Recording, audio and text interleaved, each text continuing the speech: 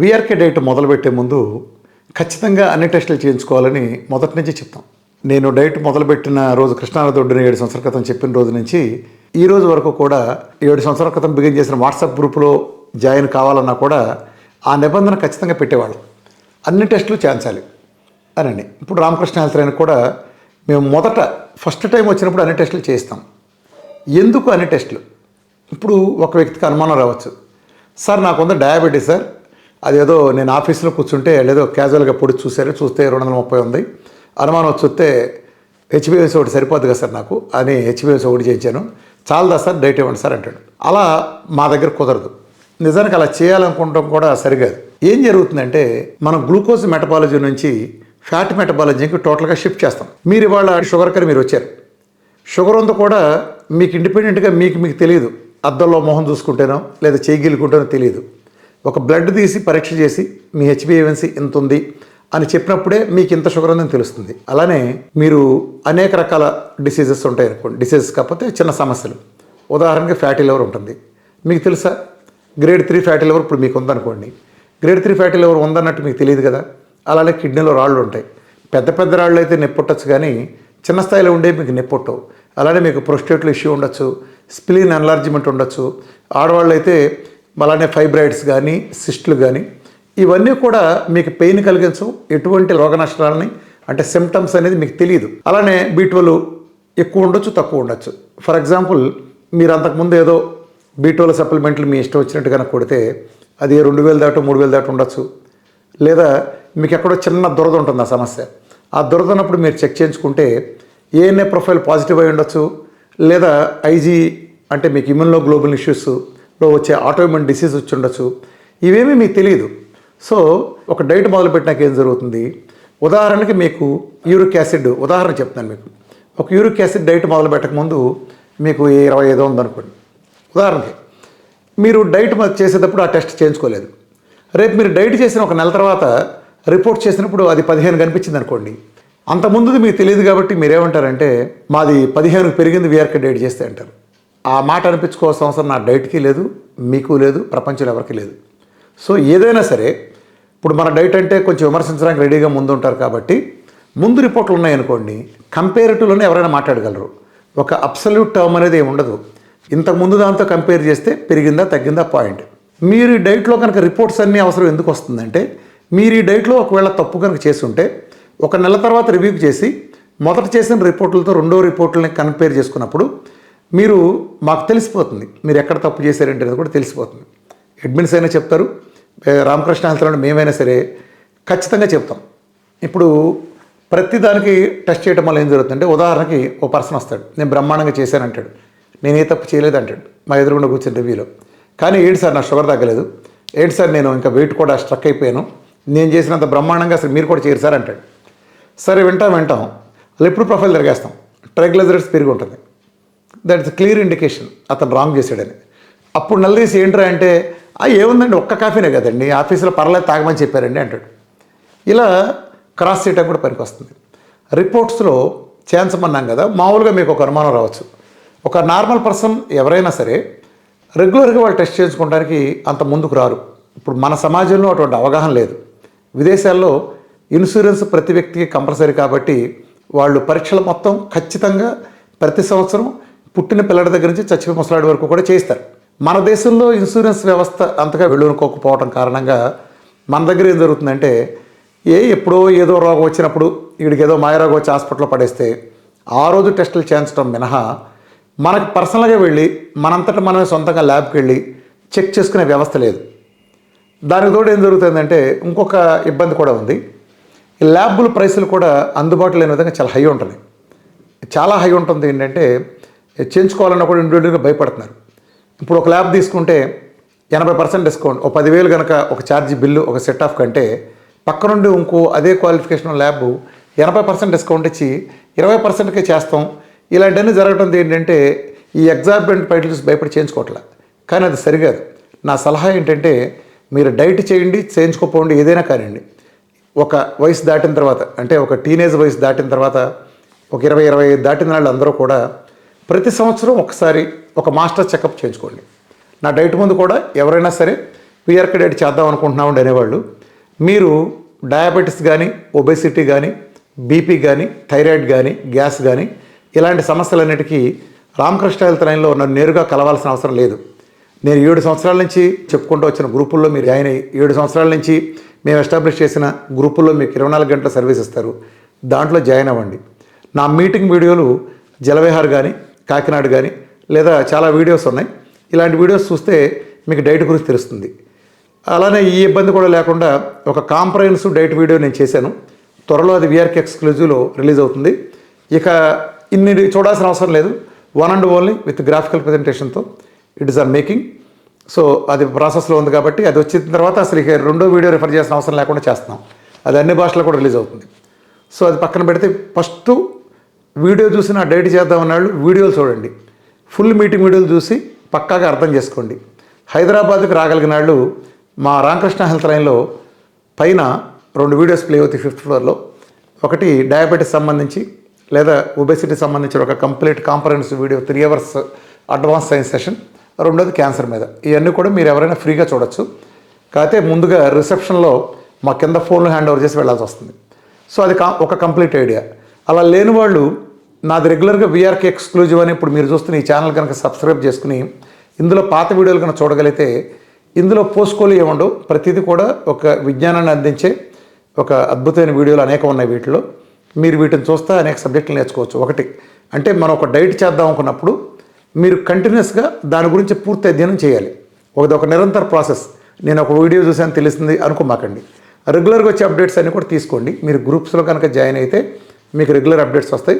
లేదా నా Facebook page VRK diet official, దీంట్లో మీరు నా రెగ్యులర్గా నాది అప్డేట్స్ అన్నీ మీరు ఫాలో అవ్వచ్చు. ఒకవేళ పాత టెస్టిమోనీలు ఎవరన్నా ఏదైనా డిసీజ్ గురించి పాత టెస్టిమోనీలు చూద్దామన్నా స్క్రోల్ చేసుకుని కనుక మీరు పైకి వెళ్తే మీకు చక్కగా అన్నీ చూసుకోవచ్చు. అలానే విఆర్కే ఎక్స్క్లూజివ్ కూడా అనేక అద్భుతమైన వీడియోల సబ్జెక్ట్ నేర్పి ఉన్నాయి కాబట్టి ఇవన్నీ కూడా మీరు చూడండి. అట్లానే ఇతర వివిధ ఛానల్లో ఇచ్చిన ఇంటర్వ్యూలో కానీ వాటిలో కానీ మంచి కంటెంట్ ఉన్నాయి, అనేకం ఉన్నాయి. గూగుల్ సెర్చ్ కొడితే మీకు అనేక వస్తాయి. ఫస్ట్ అవగాహన తెచ్చుకోండి డైట్ గురించి బాగా. అలానే రామకృష్ణ హెల్త్ లైన్లో అయితే డైట్ చార్ట్ ఎవరైనా సరే వస్తే డైట్ చార్ట్ ఇవ్వడం కానీ, అట్లనే అర్హులైన న్యూట్రిషనిస్టులతో మన డైట్ గురించి పూర్తి ట్రైనర్ వాళ్ళతో దానికి సమాధానం ఇవ్వటం కానీ అట్లనే ఇదంతా కూడా చేస్తాం. సో అవగాహన ముఖ్యం. అలానే రిపోర్ట్లు ఏం చేయించుకోవాలంటే జస్ట్ మీకు పక్కన ఒక లిస్ట్ చెప్తాను. అంటే జస్ట్ మీరు ఏ షుగరో బీపీ ఉంది లేదా మీకు ఏ సమస్య లేదో మీరు అనుకుంటున్నారు, జనరల్గా ఉండే టెస్టులు ఏం చేయించుకోవాలి. నేను మీకు పక్కన ఒక లిస్ట్ ఇస్తాను. ఆ లిస్ట్ కూడా చూడండి. ఆ లిస్ట్లో ఏముంటాయంటే మీరు చేయించుకోవాల్సింది ఎవరైనా సరే చేయించుకోవాల్సింది. 1 HbA1c, 2 RFT కిడ్నీ సంబంధించింది, 3 LFT, next lipid profile, next iron profile, next thyroid profile అంటే T3, T4, TSH, అట్లనే ESR, next HSCRP high sensitivity C reactive protein HSCRP, అలానే CBP complete blood picture, ultrasound abdomen scan, అట్లానే vitamin B12, vitamin D3. అది కాకుండా ఒక urine analysis. ఇది ఖచ్చితంగా మినిమంగా అందరూ చేయించుకోవాలి. ఇంతవరకు బ్లడ్ డాట్లు ఇది మినిమం రిక్వైర్మెంట్. ఇది కాకుండా కేస్ వైజ్ రిక్వైర్మెంట్ కనుక అంటే మీకు గనక ఏదైనా కాళ్ళు నొప్పులు లాంటివి, వేళ్ళ దగ్గర నొప్పులు, ఇలా పట్టుకుంటే నొప్పులు కానీ, కాళ్ళ దగ్గర మడవలు వాచి ఉన్నాయి, ఇలాంటి అనుమానాలు కనుక మీకు ఉంటే మీరు ANA ప్రొఫైల్ చేయించుకోండి. ANA ప్రొఫైల్ ఇమ్యూనిటీ సంబంధించిన ఆటోఇమ్యూన్ డిసీజెస్ మొత్తం అంటే SLE లాంటివి కానీ, మయోసైటిస్ కానీ, అలానే స్కెలోడర్మా కానీ, ఇంకా ఇతరత్ర రొమటాయిడ్ డిసీజెస్ గురించి కానీ, అనేక జాగ్రఫ్ సిండ్రోము, ఇలాంటి అనేక ఆటోఇమ్యూన్ క్రానిక్ డిసీజెస్ గురించి ఇవి మనకి ముందుగా బయటపడవు. వీటన్నిటి గురించి పెద్ద లిస్ట్గా తెలుస్తుంది. మీరు మంచి ల్యాబ్లో ANA ప్రొఫైల్ చేయించుకోండి. లేదు స్కిన్ సంబంధించి కొన్ని ఇష్యూస్ ఉన్నాయి అనిపించినప్పుడు, ముఖ్యంగా సోరియాసిస్ ఉన్నాళ్ళు వీళ్ళందరూ చేయించుకోవాల్సింది, ఖచ్చితంగా చేయించుకోవాల్సిన పరీక్ష ఏంటంటే అంటే దురదలు వచ్చినట్టు కానీ, ఎక్కడైనా స్కిన్ చర్మం మారినప్పుడు IgE అనే పరీక్ష చేయించుకోండి. అట్లనే మనకి స్పెషల్గా లివర్ సంబంధించి ప్రత్యేకించి ప్రాబ్లం ఉందనుకున్నాళ్ళు AFP అనే పరీక్ష, ఆల్ఫా ఫీటోప్రోటీన్ అనే పరీక్ష, ఇట్లాంటివి చేయించుకోండి. హార్మోన్ సంబంధించి కానీ వేరే ఏదైనా ఇబ్బంది అయినప్పుడు హోమోసిస్టిన్ కానీ, అలానే బ్లడ్ సంబంధించి ఇష్యూస్ ఉన్నవాళ్ళు అదనంగా ఫెరిటిన్ టెస్టులు కానీ, అలానే ఇమ్యూనిటీ సంబంధించిన సెల్స్ ఉన్నాళ్ళు కూడా LDH లాంటి రిపోర్ట్స్ కానీ ఇవి చేయించుకోండి. అలానే మీకు గుండె నొప్పి లాంటి అనుమానాలు కనుక ఏదైనా ఉంటే దానికి బెస్ట్ పరీక్ష ఏంటంటే ఒక 2D ఎకో ఒకటి, అన్నిటికంటే ముఖ్యంగా సిటీ కాల్షియం స్కోర్ చేయించుకోండి. సిటీ కాల్షియం స్కోర్ పరీక్ష ఎక్కడ పడితే అక్కడ ఉండదు, చాలా తక్కువ ప్లేసెస్లో ఉంది. దాన్ని మీరు ఫిల్మ్ తీసుకుని ఎక్కువ డబ్బా చేసుకోకుండా జస్ట్ రిపోర్ట్ వరకు అడగండి, అది తక్కువలో అయిపోతుంది. అలా చేయించుకోండి. మీకు కాంప్లికేటెడ్ డిసీజెస్ ఉంటే మన దగ్గర డైట్ చేయకపోతే డాక్టర్ల సలహా మేరకు తీసుకోండి, లేదా మాకు రామకృష్ణ హెల్త్ లైన్లో మేము కొన్ని స్పెసిఫిక్గా చెప్పినవి ఉంటాయి, కొన్ని ట్రోపనిన్ అయ్యి కానీ కొన్ని టెస్టులు ఉంటాయి. ఇవన్నీ కూడా చాలా ఇంపార్టెంట్. ఫస్ట్ ఈ సెట్ ఆఫ్ అన్నీ చేసుకుంటాం అంటే ఇంకా డిసీజ్ వైజ్గా ఇంకా రకరకాలు ఉంటాయి. కిడ్నీ సంబంధించి మీకు స్పెషల్గా ఉంటే ఈజీఎఫ్ఆర్ చేయించుకోండి. ఓకే, ఇది బేసికల్గా మీరు కనుక ఆల్రెడీ థైరాయిడ్ ప్రాబ్లం ఉన్నట్టు మీరు ఐడెంటిఫై మీరు మందులు వాడుతూ ఉండి మీ TSH thyroid stimulating hormone level కనుక అబ్నార్మల్గా వేరీ అవుతాయంటే, నార్మల్గా రెగ్యులర్ థైరాయిడ్ ప్రాబ్లం ఉన్న వాళ్ళకి 6, 7, 8 అక్కడే ఉంటుంది. కానీ అబ్నార్మల్గా ఉన్న వాళ్ళకి ఏంటంటే 70, 80 కానీ 2000, 3000 కానీ 100 కానీ అలా చూపిస్తుంది, లేదా 0 దాకా చూపిస్తుంది. దాని మీనింగ్ ఏంటంటే మీది హషిమోటో థైరాయిడైటిస్ అయ్యే అవకాశాలు ఎక్కువ ఉన్నాయి. కాబట్టి మీరు యాంటీ-TPO అనే టెస్ట్ కూడా చేయించుకోండి. యాంటీ-TPO అంటే థైరాయిడ్ యాంటీబాడీస్ సంబంధించిన టెస్ట్ అది. సో మీకున్న థైరాయిడ్ ఆటోఇమ్యూన్ డిసీజా ఇదనే తెలుస్తుంది. అలాగే డయాబెటీస్ టైప్ 1 సంబంధించి చిన్నపిల్లల్లో మీకు షుగర్ లెవెల్ ఎక్కువగా కనిపించినప్పుడు దాన్ని మీరు ఎలా ఐడెంటిఫై చేయాలంటే చిన్నపిల్లల్ని మీరంతా చెక్ చేసుకోండి. పిల్లలు మామూలుగా బరువు తగ్గరు, అబ్నార్మల్గా బరువు తగ్గిపోయే పరిస్థితున్నా, తొందరగా అలసిపోతున్నాం అని చెప్పినా, మీరు ఏదైనా ఫుడ్ పెట్టినప్పుడు కూడా నీరసంగా ఉంది, ఆకలేస్తుంది అని మీ పిల్లలు మీకు చెప్పినప్పుడు మీరు తక్షణం అలర్ట్గా ఉండండి. అప్పుడు మీరు వెంటనే చేయించాల్సిన పరీక్ష HbA1c ఒకటి, C-పెప్టైడ్ ఫాస్టింగ్లో చేయించండి. C-పెప్టైడ్ పరీక్షని మీరు కేవలం ఫాస్టింగ్ చేయించండి. తర్వాత 2 గంటల తర్వాత కరెక్ట్గా మీరు ఫాస్టింగ్ చేయించిన తర్వాత మీరు ఒక స్వీట్ పెట్టండి. స్వీట్ పెట్టి కరెక్ట్గా 2 గంటల తర్వాత మీరు మళ్ళీ పరీక్ష చేయించండి. అంటే స్వీటు తినక ముందు ఫాస్టింగ్లో ఇచ్చింది, అలానే మనకు తిన్న తర్వాత. ముఖ్యంగా ఏంటంటే మీరు లిపిడ్ ప్రొఫైల్ టెస్ట్కి LDL కానీ ట్రైగ్లిజరైడ్స్ కానీ కరెక్ట్ ఫిగర్లు చూపించాలంటే మీరు ఖచ్చితంగా ఫాస్టింగ్లో ఉండగానే మీరు బ్లడ్ ఇవ్వాల్సి వస్తుంది. ముందు రోజు 8 గంటల పాటు తినకుండా ఉండి మాత్రమే మీరు ఇవ్వాల్సి వస్తుంది.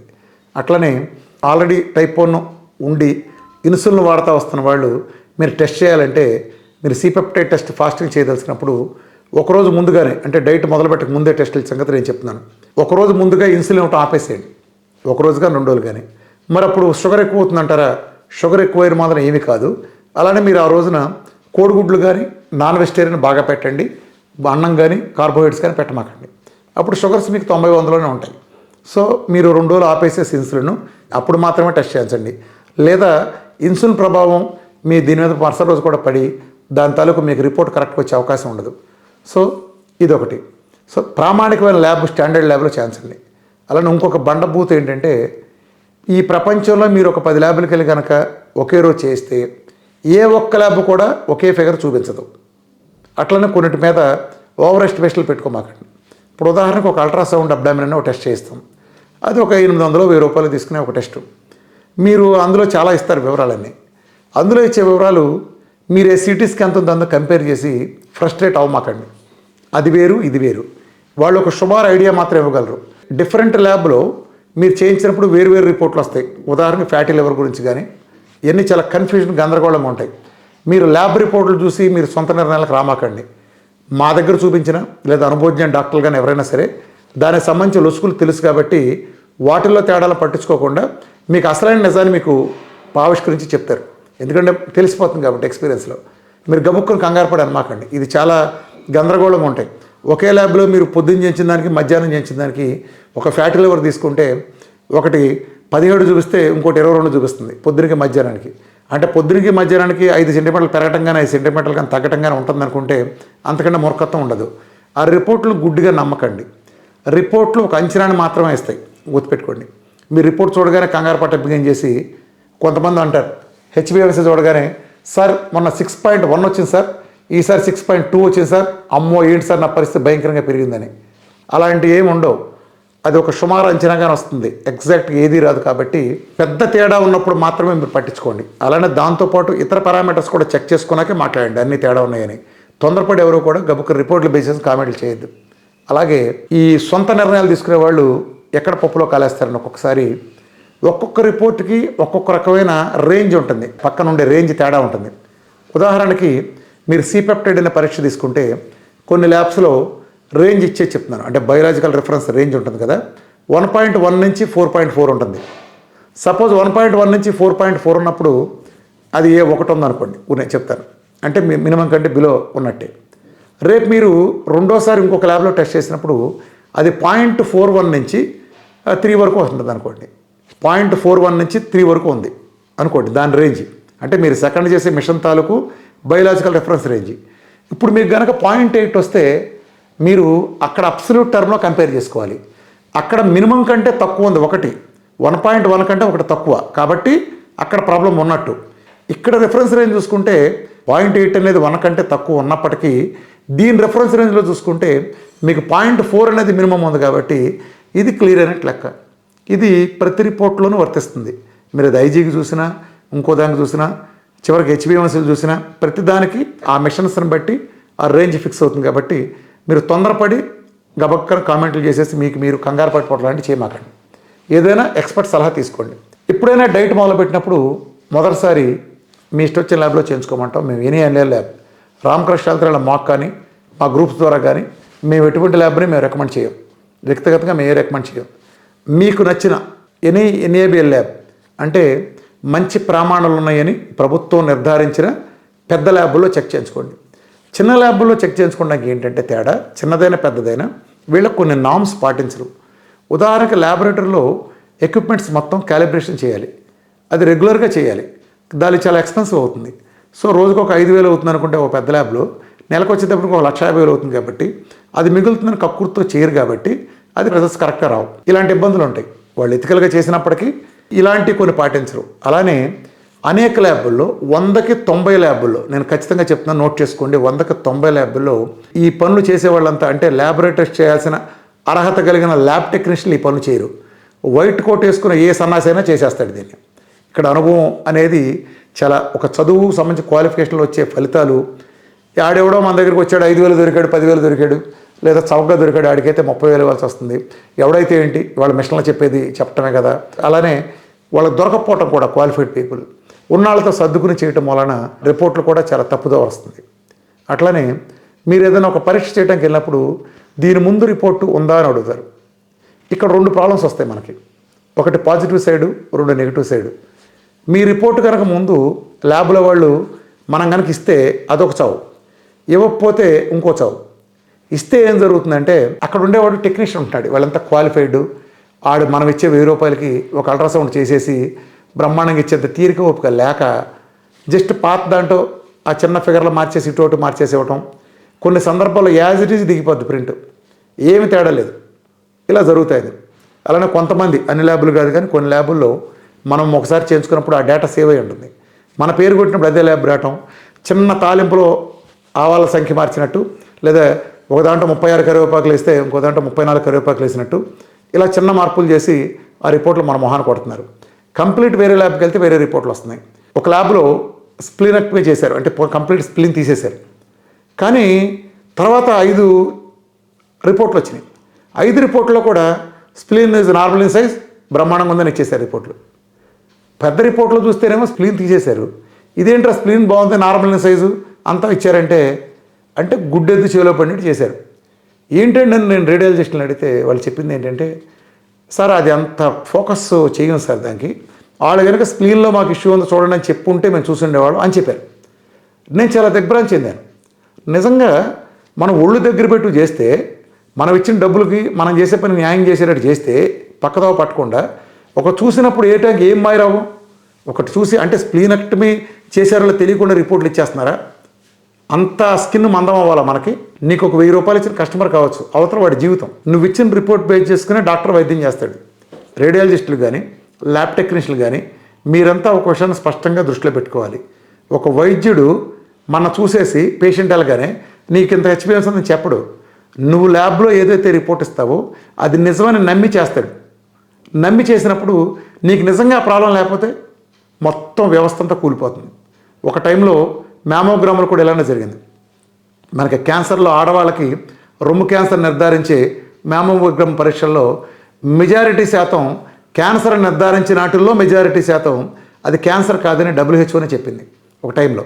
అంటే వాళ్ళు ఇంకొంచెం అడ్వాన్స్ అయినాయి, చాలా పద్ధతులు వచ్చినట్టు ఓకే. అంటే అంతకుముందు క్యాన్సర్ లేకుండా తప్పు రిపోర్టు కారణంగా క్యాన్సర్ నిర్ధారించబడి వాళ్ళకి ఒక బ్రెస్ట్ తీసేసి కీమోలు రేడియేషన్లు ఇచ్చి వాళ్ళు మానసిక ఆందోళన ఆర్థికంగా ఇంత నష్టదానికి ఎవరు బాధ్యులు? ల్యాబ్లలో ఎవరు బాధ్యతలు వహించరు. వాళ్ళ ప్లస్ ఆర్ మైనస్ ఎర్రర్ ముసుగులో వాళ్ళు తప్పించుకుంటారు. ప్రజలే అప్రమత్తంగా ఉండండి.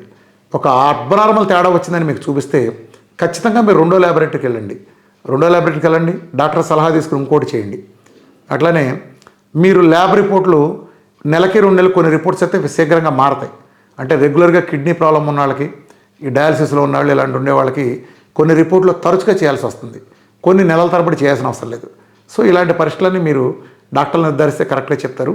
కాబట్టి ల్యాబ్ రిపోర్ట్లు నా సలహా అయితే ఇప్పుడు ప్రజెంట్ చూస్తున్న ల్యాబుల్లో అది ఎంత పెద్ద ల్యాబ్ అయినప్పటికీ 100కి 90 ల్యాబులు బండబూతులు. మళ్ళా చెప్తున్నాను, అమ్మ అక్క ఆలీ బూతుల కంటే నీచమని రిపోర్ట్లు ఇస్తున్నాయి.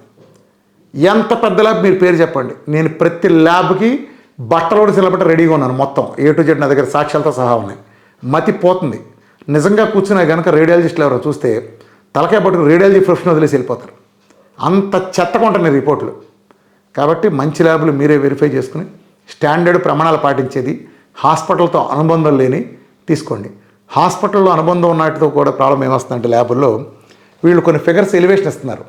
అంటే ఎప్పుడైతే ఫిగర్ ఎలివేషన్ ఇచ్చాడో, సపోజ్ మీరు షుగర్ అని వెళ్ళారు, మీకు షుగర్ ఫిగర్ కొంచెం ఎక్కువ వేసి ఇచ్చాడు అనుకోండి, వాటి జడ్జిమెంట్లో భాగంగా రిపోర్ట్లు, మీరు జీవితాంతం మందులు వాడతారు. తర్వాత వన్స్ మందులు వాడిన తర్వాత మీరు మామూలుగానే డయాబెటీస్ అయిపోతారు. తర్వాత వెళ్ళి మీరు అదేంటి నాకు ఒకప్పుడు లేదు కానీ నిలదీసి కేసు పెట్టేంత అవకాశం కూడా దురదృష్టవశాత్తు మన దేశంలో లేదు. అలాంటి చెక్స్ కూడా లేవు.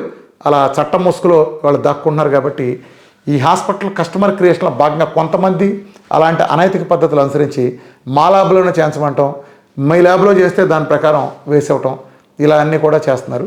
ప్రజలు వీటన్నిటిపై అప్రమత్తంగా ఉండండి.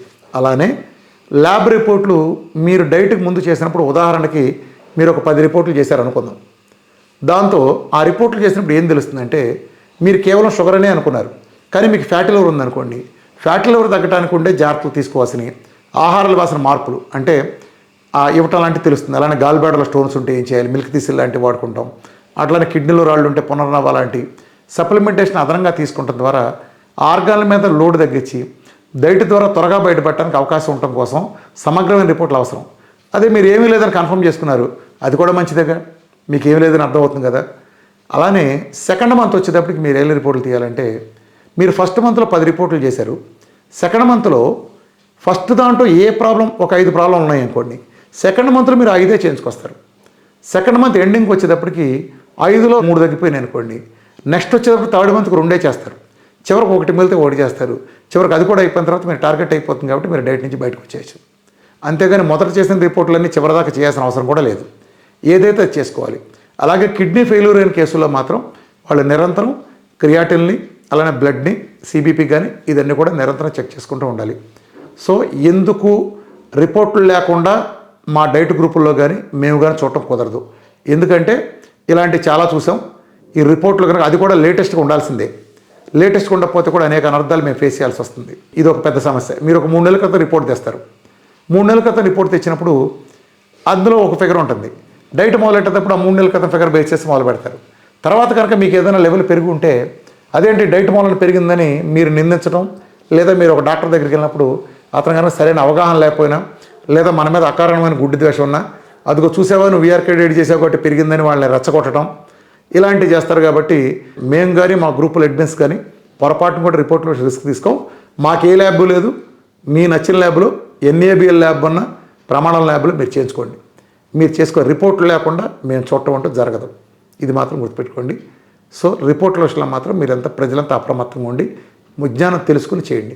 ఒక రిపోర్ట్ మీరు చేయించుకుందాం అనుకున్నప్పుడు ఆ రిపోర్ట్ గురించి గూగుల్లో మీ అంతా మీరు ఇది కొంత సమాచారం తీసుకోండి. ఆ రిపోర్ట్ అంటే మనం ఎందుకు చేస్తున్నాం ఏంటి అనేది తెలుసుకుని మీరు చేసుకుని అవగాహన చేసుకుంటే వైద్యానికి సంబంధించిన ప్రతి విషయాన్ని కూడా ఇదేం ఆకాశం నుంచి దిగొచ్చిన సబ్జెక్ట్ కాదు, మన సబ్జెక్ట్. కాబట్టి మీరు అవగాహన పెంచుకుని చేసుకోవాలి.